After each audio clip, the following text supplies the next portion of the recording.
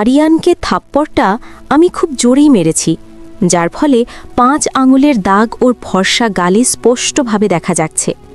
আমি ভয়ে গুটিসুটি মেরে এই কোণে দাঁড়িয়ে আছি। আসলে আমি চাইনি ওকে থাপ্পড় মারতে। হঠাৎ কি যে হয়ে গেল নিজেকে ধরে রাখতে পারলাম না। কোনো রকম ভয়কে জয় করে অমতা অমতা করে বললাম, মানে ভুল হয়ে গেছে, সরি, আমি জেনে শুনে তোমাকে থাপ্পড় মারিনি, আমাকে মাফ করে দাও প্লিজ। এই কথাটা মা বাবাকে বলো না। এই বলে হাত জোর করে দাঁড়িয়ে আছি। আরিয়ান তখনও আমার দিকে চোখ লাল করে তাকিয়ে আছে। আমিও হাত জোর করে দাঁড়িয়ে আছি। হঠাৎ আরিয়ান আমার দিকে তেড়ে আসে, হাত তুলে চড় মারার জন্য। আমি তৎক্ষণাৎ চোখ বন্ধ করে মুখ অন্যদিকে ফিরিয়ে নিই, কিন্তু আরিয়ান হাত তুলেই রুখে দাঁড়ায়। ব্যাপারটা বুঝতে কয়েক সেকেন্ড লেগে গেল। চোখ খুলে দেখে আরিয়ান দাঁড়িয়ে আছে আমার দিকে তাকিয়ে। আমার চোখের কোণে জল। রাগী সুরে আরিয়ান বলে, আমাদের খানদানে বউদের মারার প্রচলন নেই, তা না হলে বুঝিয়ে দিতাম আমাকে থাপ্পড় মারার ফল কি। তবে তুমি কাজটা ভালো করনি। তুমি আমাকে আঘাত করনি, বরং তুমি আমার মান সম্মান, এমনকি আমার ইগোতে আঘাত করেছ। তুমি আমাকে কি ক্ষমা করবে? বরং আমি তোমাকে ক্ষমা করব না, কারণ আমি কোনো অন্যায় করিনি। আমার অধিকার আছে সম্পূর্ণভাবে তোমার উপর। আমি তোমাকে জোর করে নয়, ভালোবেসে কাছে টানতে চেয়েছি, কিন্তু তুমি বারবার আমাকে অপমান করছো। এভাবে সংসার হয় না। আমি কিছু বলবো না তোমাকে, ডিসাইড করো তুমি নিজেই, তুমি কি করবে, তোমার কি মন চায়।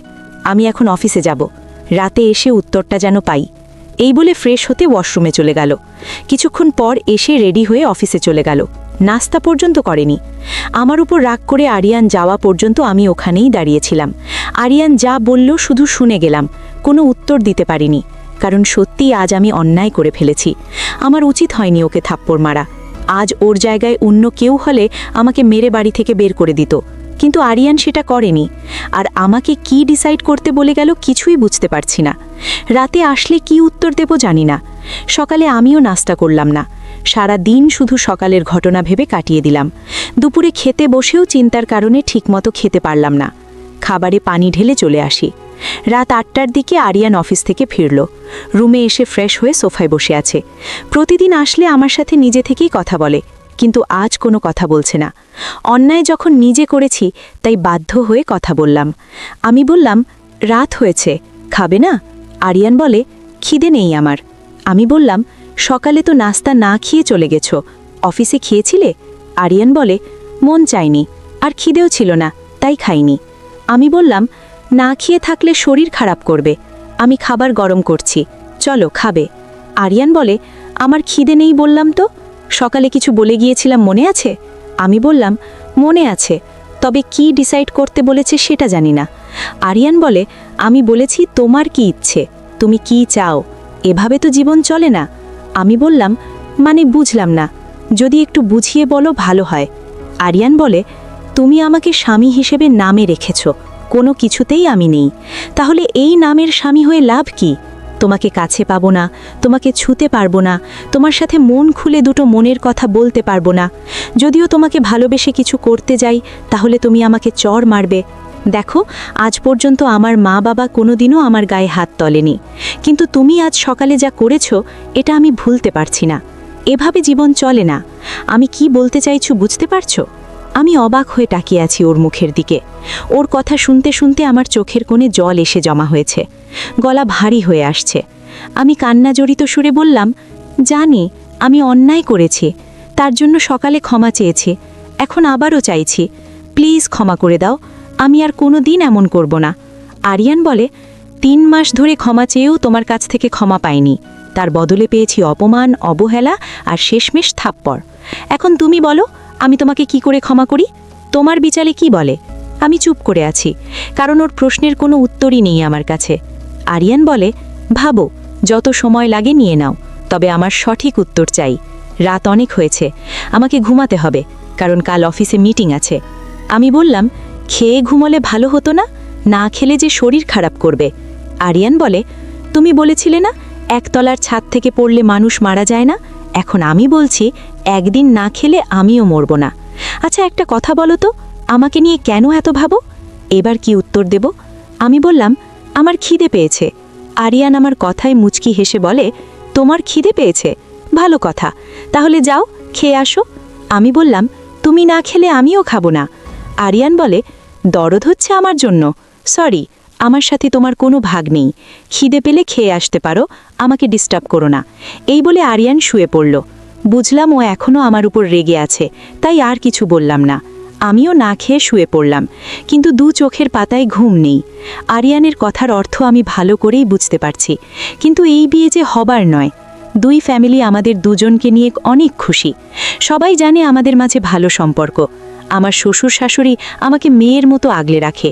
তাদের বিশ্বাস কি করে ভাঙব? আলাদা হওয়া মানে সবকিছু প্রকাশে আসা। এটা কি উচিত হবে?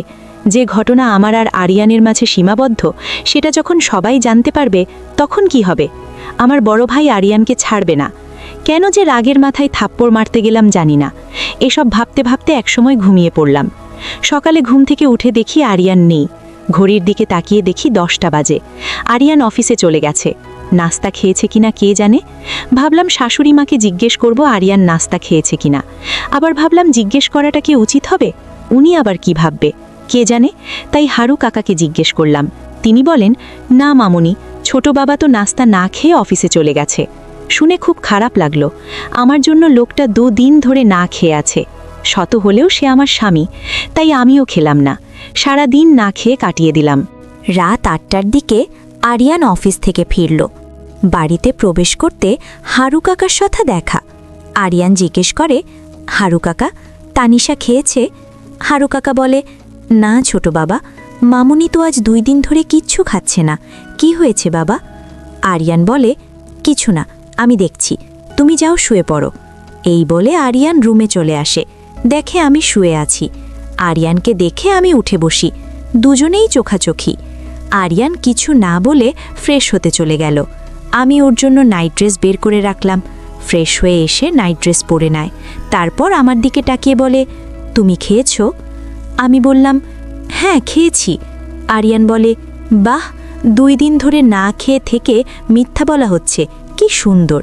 তা কেন না খেয়ে আছো জানতে পারি? আমি বললাম, তুমিও তো না খেয়ে আছো, আমার উপর রাগ করে। দেখো, আমি তোমার সাথে রাগ অভিমান যাই করি না কেন, আমি কিন্তু নিয়মিত খাবার খেয়েছি। কিন্তু তুমি আমার সাথে রাগ করে খাবার খাচ্ছ না, তাহলে আমি কি করে খাই? আরিয়ান বলে, তাই বুঝি, আমি না খেলে তুমি খাবে না? আমি বললাম, না, খাবো না। আরিয়ান বলে, আমি না খেলে তুমিও খাবে না, তার মানে আমি যদি তোমাকে আদর করি তাহলে তুমি আমাকে করবে কি, তাই তো? আমি বললাম, এটা আবার কেমন কথা? এখানে খাবারের কথা হচ্ছে, অন্য কিছুর কথা হচ্ছে না। আরিয়ান বলে, তুমিও তো বললে আমি না খেলে তুমি খাবে না, আমি খেলে তুমিও খাবে। তাহলে শুধু খাবারের বেলায় কেন, অন্য কিছুর বেলায় না কেন? এবার যাও খেয়ে আসো। আমি বললাম তো খাবো না, তুমি খেলে আমিও খাবো, তা না হলে থাক। আরিয়ান বলে, আচ্ছা, জ্বালায় পড়লাম তো, কি ছোট বাচ্চার মতো করছো, তুমি না খেলে আমিও খাবো না। কিছুক্ষণ আমার দিকে তাকিয়ে কি যেন ভেবে বলে, ঠিক আছে, খাবার গরম করো, একসাথে খাবো, তবে শর্ত একটা, 1 প্লেটে দুজনে খাবো। আমি মাথা নেড়ে খাবার গরম করতে চলে গেলাম, কারণ এছাড়া আর কোনো উপায় নেই, তা না হলে ও খাবে না। এভাবে কি ভালোবাসা শুরু হয় জানি না বাবা, আমার তো সব গুলিয়ে যাচ্ছে, আর ভাবতে পারছি না। আমি খাবার গরম করে রুমে নিয়ে আসি। তারপর দুজন সামনাসামনি বসে খেতে শুরু করি। আরিয়ান প্রথমে আমাকে খাইয়ে দেয়। আমি আপত্তি জানাই, কিন্তু আমার কথা কোথায় চলে। খাবার শেষ করার পর এখন ঘুমানোর পালা। আজ আরিয়ান সোফায় নয়, খাটে ঘুমাবে বলে বসে আছে। আমি দাঁড়িয়ে আছি। আরিয়ান বলে, রাত হয়েছে, ঘুমাতে আসো। আমি বললাম, তুমি কি খাটে ঘুমাবে? আরিয়ান বলে, হ্যাঁ, কেন, আমি কি এখানে ঘুমাতে পারি না? আমি বললাম, কেন নয়, তুমি এখানে ঘুমাও, আমি না হয় সোফায় ঘুমাই। এই বলে আমি সোফায় ঘুমাতে চলে যাই। আরিয়ান বলে, কেন, এখানে ঘুমালে কি হয়? আমি বললাম, না, আমি এখানে ঠিক আছি। আরিয়ান বলে, আমি কখন বললাম তুমি ঠিক নেই? আমাকে থাপ্পড় মেরে তো দিব্যি আছো। আমি বললাম, এক কথা কেন বারবার বলছো? আমি মাফ চেয়েছি। কিন্তু আরিয়ান বলে, আমিও চেয়েছিলাম, কই, তখন তো তুমি আমাকে মাফ করনি। আরও বারবার আমাকে মনে করাতে ভাবো আমার কেমন লাগতো। ওর কথায় আমি মাথা নিচু করে বসে আছি। আরিয়ান উঠে এসে আমার হাত ধরে মেঝেতে বসে পড়ে, আমার চোখে চোখ রেখে বলে, জীবনে চলার পথে একজন সঙ্গী অবশ্যই দরকার, যার সাথে তুমি তোমার মনের কথা শেয়ার করবে, যার সাথে থাকলে তুমি নিজেকে নিরাপদ মনে করবে, যার ভালোবাসা তোমার প্রতিদিন সুখময় হবে। তানিশা, এভাবে জিদ ধরে বসে থেকে কোনো লাভ নেই। সব কিছু ভুলে নতুন করে শুরু করো। আমি অজান্তে তোমার সাথে অন্যায় করেছি। আমি জানি তুমি আমাকে মাফ করতে পারছো না, কিন্তু আমি তোমাকে ভালোবাসি। তুমি বলেছ জোর করে ভালোবাসা হয় না। আমি জোর করব না তোমাকে। তুমি চাইলে এই সম্পর্ক এখানে শেষ করতে পারো, আমি বাধা দেব না। আমি বললাম, তুমি আমাকে ভালোবাসো, আমি চলে গেলে থাকতে পারবে? হঠাৎ মুখ দিয়ে একথা বেরিয়ে আসে। সে আমার, তার মানে কি ওর প্রতি দুর্বলতা কাজ করছে আমার? আরিয়ান বলে, জানি না, তবে অনেক কষ্ট হবে আমার তোমাকে ছাড়া থাকতে। আর কথা নয়, চলো ঘুমাবে, কথা দিচ্ছি তোমাকে কিচ্ছু করব না। এই বলে আমার হাত ধরে নিয়ে এসে শুইয়ে দেয়, মাঝে বালিশ দিয়ে দেয়। সত্যিই মানুষটা যতটা খারাপ ভেবেছি ততটা খারাপ কিন্তু না, এটা আমি বুঝতে পারছি। আরিয়ানের প্রতি আমার দুর্বলতা আছে, তা না হলে ও যখন সম্পর্ক শেষ করতে বলছে তখন কেন আমার এত খারাপ লাগলো? কেন ও না খেয়ে থাকলে আমার কষ্ট হয়? কেন আমি ওর জন্য 2 দিন না খেয়েছিলাম? কেন ওকে থাপ্পড় মেরে নিজে ব্যথা অনুভব করছি? তাহলে কি আমি ওকে ভালোবাসি? আমি আরিয়ানকে নিয়ে ভেবে যাচ্ছি, আর আরিয়ান গভীর ঘুমে তলিয়ে গেছে। জানি না কি মনে করে আমি ওর মাথায় হাত রাখি। আরিয়ান ঘুমের ভান ধরেছিল আমি জানি না। আমি মাথায় হাত রাখতেই চোখ খুলে মুচকি হাসল, কিন্তু কিছু বলল না। একসময় দুজন ঘুমিয়ে পড়লাম। সকালে ঘুম ভাঙতেই ঘড়িতে দেখি সকাল 7:30 বাজে। আরিয়ান তখনও ঘুমাচ্ছে। আমি ওর দিকে অপরক দৃষ্টিতে তাকিয়ে আছি। আজ কেন জানি সব কিছু অন্যরকম লাগছে, মনটাও ফ্রেশ মনে হচ্ছে। এটা কি ভালোবাসার লক্ষণ? ওর দিকে তাকিয়ে থেকে এটা সেটা ভেবে যাচ্ছি। হঠাৎ আরিয়ানের ঘুম ভেঙে যায়। আমি দ্রুত সরতে গিয়েও ধরা পড়ে যাই। ঘুমন্ত অবস্থায় আরিয়ান আমার দিকে তাকিয়ে আছে। ব্যাপারটা বুঝতে ওর কিছুক্ষণ সময় লাগলো। আরিয়ান বলে, মুখের ওপর ঝুঁকি কি দেখছিলে? আমি বললাম, কই কিছু না, আমি কেন শুধু শুধু তোমাকে দেখতে যাব? আরিয়ান ঘুম জড়ানো সুরে বলে, মিথ্যে বলছো কেন? আমি তো স্পষ্টভাবে দেখলাম তুমি আমাকে দেখছিলে। বলো কি দেখছিলে? আমি কথা ঘোরানোর জন্য বললাম, তোমার অফিসের জন্য লেট হয়ে যাচ্ছে। এই বলে উঠতে যাব, তখনই আরিয়ান আমার হাত ধরে বলে, কোথায় যাচ্ছ? আমি বললাম, নাস্তা রেডি করতে। আরিয়ান আমার হাতের দিকে লক্ষ্য করে আমার হাত ছেড়ে দিয়ে বলে, সরি, তোমার হাত ধরে ফেললাম। এই বলে ফ্রেশ হতে চলে গেল। যাওয়ার আগে পিছন ফিরে আমাকে দেখল একবার। আমার হাত ছেড়ে দেওয়াতে যে আমি ক্ষুণ্ণ হয়েছি সেটা স্পষ্টভাবে বোঝা যাচ্ছে আমার মুখে। আরিয়ান বুঝতে পেরে মুচকি হেসে ওয়াশরুমে চলে গেল। আমি চলে গেলাম নিচে। সবাই একসাথে বসে নাস্তা করলাম। তারপর আরিয়ান বিদায় জানিয়ে অফিসে চলে যায়। আরিয়ান অফিসে চলে যেতেই ওকে নিয়ে ভাবনায় বসলাম। আমি থাপ্পড় মারার পর থেকে কেমন যেন মায়া কাজ করছে ওর ওপর। তাহলে কি ওকে আমি, না, এটা কি করে সম্ভব? এত সহজে অতীত ভুলে যাব? সেই ঝড় বৃষ্টির রাত, যে রাতে আরিয়ান আমাকে নিজের মতো করে ভোগ করেছিল, আমাকে মেরেছিল, ভুলিনি আমি সেই রাত। এভাবে সারা দিন এটা সেটা ভেবে কাটিয়ে দিলাম। রাত 8টার দিকে আরিয়ান অফিস থেকে ফিরল। ফ্রেশ হয়ে খাবার খেতে খেতে 10টা বেজে যায়, কারণ অফিস থেকে আসা মাত্রই মা বাবার সাথে আগে দেখা করে। সারা দিনের অফিসের কাজের হিসেব বাবাকে দেয়। এটা প্রতিদিনের রুটিন।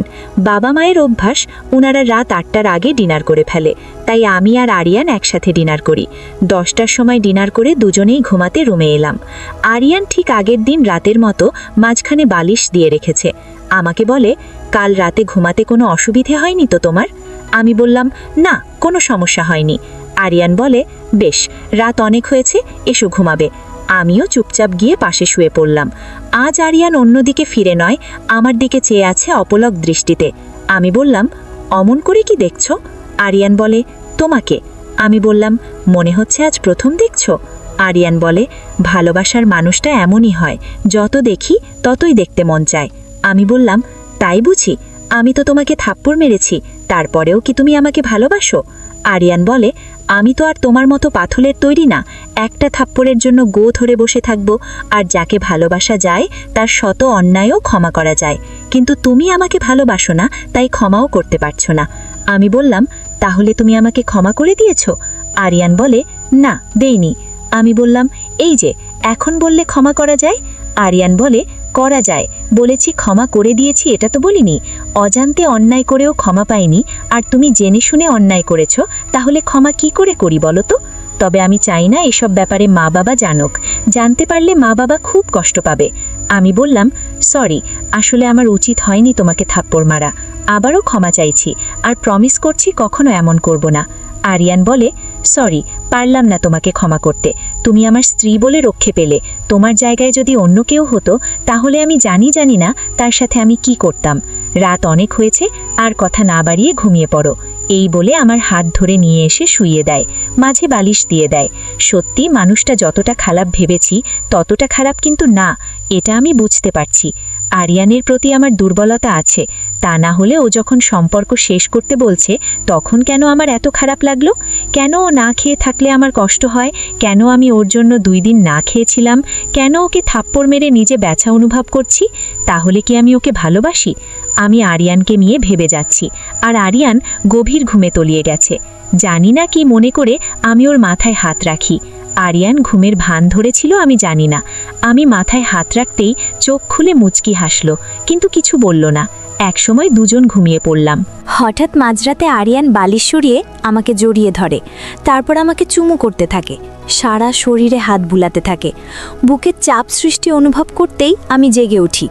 আরিয়ানকে আমার উপর আবিষ্কার করে আমি বললাম, কি করছো তুমি? আমার কথা শুনে আরিয়ান বলে, সরি, আসলে আমি নিজেকে ধরে রাখতে পারছি না, তাই এমনটা করে বসেছি, তার জন্য ক্ষমা চাইছি। এই বলে আবার নিজের জায়গায় গিয়ে শুয়ে পড়ল। আমি কিছু বললাম না, কারণ থাপ্পড় মেরে অন্যায় করে বসে আছি, তাই চুপচাপ ঘুমিয়ে পড়ি। সকালে ঘুম থেকে উঠে দেখি আরিয়ান আমার দিকে ফিরে ঘুমাচ্ছে। ওকে দেখে কাল রাতের কথা মনে পড়ে গেল। মন চাইছে জিজ্ঞেস করি কেন এমন করলো, কিন্তু চারিদিক থেকে আমার হাত পা বাঁধা। আজ আরিয়ানের অফিস ছুটি, তাই আর ডাকলাম না। আমি ফ্রেশ হয়ে নিচে চলে গেলাম। 10টার দিকে আরিয়ান উঠলে একসাথে নাস্তা করলাম দুজন। কিন্তু কাল রাতের ব্যাপারটা নিয়ে আরিয়ান খুব লজ্জিত। খেতে খেতে আরিয়ান আমাকে বলে, প্লিজ তুমি কিছু মনে করো না, কালকে রাতের ব্যাপারটা নিয়ে আসলে তোমাকে এত কাছে পেয়ে নিজেকে ঠিক রাখতে পারিনি। কথা দিচ্ছি আজ থেকে আমি সোফায় ঘুমাবো। আমি কিছু বললাম না, চুপচাপ নাস্তা করে উঠলাম। আমার শাশুড়ি ড্রয়িং রুমে বসেছিল, সাথে আরিয়ান গিয়ে বসে। আমার শাশুড়ি বলল, বৌমা, এই বাড়িতে এসেছে পর্যন্ত বাড়িটা মাতিয়ে রেখেছে, খুব হাসি খুশি থাকে সব সময়। তোর বাবা আর আমার খুব খেয়াল রাখে, যেমনটা চেয়েছিলাম তেমনটা আল্লাহ মিলিয়ে দিয়েছে। আর তোকে বলি হারি, এই বাড়িতে এসেছে পর্যন্ত মেয়েটাকে একটু ঘুরতে নিয়ে গেলি না। মায়ের মুখে আমার প্রশংসা শুনে নিজের প্রতি গর্ব হচ্ছে আরিয়ানের। আরিয়ান বলে, মা, বিয়ের পরের দিন ভুলবশত ছাদ থেকে পড়ে 3 মাস অসুস্থ ছিলাম, তুমি দেখেছ? সুস্থ হয়ে 2 সপ্তাহ হলো অফিসে যাচ্ছি। অফিসে এখন প্রচুর কাজ, এগুলো কমপ্লিট করতে করতে কম করে হলেও 1 মাস লেগে যাবে। সময়টা কোথায় তানিশাকে বাইরে নিয়ে যাওয়ার? আমাদের মাঝে কি চলছে সেটা তো আর মাকে বলতে পারছে না। শাশুড়িমা বলে, বিয়ের পরে সবাই হানিমুনে যায় বউকে নিয়ে। বুঝতে পারলাম তুই নিয়ে যেতে পারছিস না, সপ্তাহে 1 দিন ছুটি, এই দিনটাও কি বৌমাকে নিয়ে একটু বাহিরে ঘুরতে পারিস না? আরিয়ান বলে, ঠিক আছে, আজ তোমার বৌমাকে বাহিরে ঘুরতে নিয়ে যাব। এবার খুশি তো? শাশুড়িমা বলল, যাবি যখন 2-1 দিনের জন্য যা, ঘোরার সাথে সাথে হানিমুনও হয়ে যাবে। তুই এখনই অফিসে ফোন করে ম্যানেজারকে সব বুঝিয়ে দে। আরিয়ান জানে মাকে বুঝিয়ে লাভ হবে না, যেটা বলছে না শুনলে চেঁচিয়ে পুরো বাড়ি মাথায় করবে, তাই মায়ের কথা মতো রাজি হয়ে গেল। অফিসে ফোন করে ম্যানেজারকে সব বুঝিয়ে দিল, সাথে 4 দিন আসবে না সেটাও বলল। এই ব্যাপারে আমি কিছু জানি না, আমি তো রান্নাঘরে দুপুরের খাবারের আয়োজন করছি। আমার শাশুড়িমা হারুকে ডেকে বলে, হারু ভাই, তুমি গিয়ে রান্না করো, বৌমাকে পাঠিয়ে দাও। হারু কাকা এসে আমাকে বলতেই আমি হাত ধুয়ে শাশুড়িমার কাছে এসে দাঁড়ালাম। শাশুড়িমা আমাকে বলল, বৌমা, ব্যাগ প্যাকিং করে নাও, বিকেলে তুমি আর আরিয়ান হানিমুনে যাচ্ছ। কথাটা শুনে রীতিমতো আমি অবাকই হলাম, তার সাথে লজ্জাও পেলাম। বলে, কি মা, হানিমুন, তাও আবার আরিয়ানের সাথে? সত্যি ভাবার বিষয়, কিন্তু শাশুড়ি মায়ের মুখের উপর কথা বলতে পারছি না। আমি চুপ করে দাঁড়িয়ে আছি দেখে শাশুড়িমা বলল, কি হলো বৌমা, দাঁড়িয়ে আছো কেন? যাও। আমি বললাম, মা, আপনারাও চলুন না। শাশুড়িমা হেসে বলে, পাগলি মেয়ের কথা শোনো, হানিমুনে স্বামী স্ত্রীরে যায়, সেখানে আমরা বুড়াবুড়ি যেয়ে কি করব? আগে তোরা ঘুরে আয়, তারপর সময় করে আমরা সবাই ঘুরতে যাব। এখন যাও, ব্যাগ প্যাকিং করে নাও। আমি আর কথা বাড়ালাম না, ওপরে চলে এলাম। যার সাথে এখনো ভালো করে স্বামী স্ত্রীর সম্পর্ক গড়ে ওঠেনি তার সাথে কিনা হানিমুনে যাব। আর আরিয়ান মায়ের কথায় সেও রাজি হয়ে গেল। এসব ভাবছি এমন সময় আরিয়ান রুমে প্রবেশ করে। আমি বসে আছি দেখে আরিয়ান বলে, কি হলো, বসে আছো কেন? যাওয়ার জন্য সবকিছু রেডি করো। আমি বললাম, মাকে না করলে হতো না? আরিয়ান বলে, মা তো আর জানে না আমাদের ভেতর কি চলছে। আমি চাই না ওনারা আমাদেরকে নিয়ে টেনশনে থাকুক, তাই বলছি রেডি হয়ে নাও, বিকেল 5টার দিকে বেরোবো। আমি বললাম, আমরা কোথায় যাব? আরিয়ান বলে, তুমি বলো কোথায় যেতে চাও, যেখানে বলবে সেখানে নিয়ে যাব। আমি বললাম, সামুদ্রিক শহর গেলে কেমন হয়?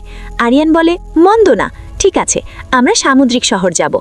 সেই অনুযায়ী সবকিছু প্যাকিং করে শ্বশুর শাশুড়ি থেকে বিদায় নিয়ে আমরা সামুদ্রিক শহরের উদ্দেশ্যে রওনা দিলাম। রাজধানী শহর থেকে সামুদ্রিক শহর অনেক দূর।